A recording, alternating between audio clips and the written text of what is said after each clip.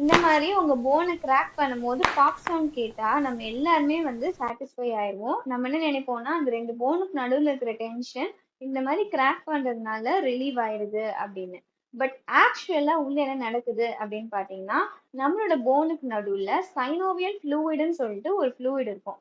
அதுதான் வந்து நம்மளோட போனை ஈஸியா மூவ் பண்றதுக்கு, கிளைட் பண்றதுக்குலாம் ஹெல்ப் பண்ண போகுது. ஸோ அந்த சைனோவியல் ஃப்ளூயிட்ல இந்த மாதிரி நைட்ரோஜன் பபிள்ஸ் வந்து நிறைய ஃபார்ம் ஆகும். இந்த ஏர் பபிள்ஸ் வந்து நம்ம ஜாயிண்ட்டை கிராக் பண்ணும்போது பர்ஸ்ட் ஆகும். அதுதான் நம்மளுக்கு பாப் சவுண்டா கிரியேட் ஆக போகுது. ஒரு சிலர் வந்து இதை ஹேபிச்சுவலாகவும் ரொம்ப ஃப்ரீக்வெண்ட்டாகவும் பண்ணிக்கிட்டே இருப்பாங்க. ஒரு நாள்லயே ஒரு 10-15 வாட்டி கூட அவங்க பண்ணுவாங்க. ஸோ அந்த மாதிரி பண்றதுனால அந்த ஸ்ட்ரக்சர்ல சுத்தி இருக்கிற லிகமெண்ட் எல்லாமே வந்து வீக் ஆக ஆரம்பிக்கும், லூஸ் ஆக ஆரம்பிக்கும். ஸோ லூஸ் ஆகும்போது உங்களுக்கு என்ன ஆகும், அது ஸ்டெபிலிட்டியே கொடுக்காது. ஃபார் எக்ஸாம்பிள் நீங்க நெக்கை ரொம்ப கிராக் பண்ணிட்டே இருக்கீங்கன்னா உங்களுக்கு நெக் இன்ஸ்டெபிலிட்டி வர வாய்ப்பு இருக்கு.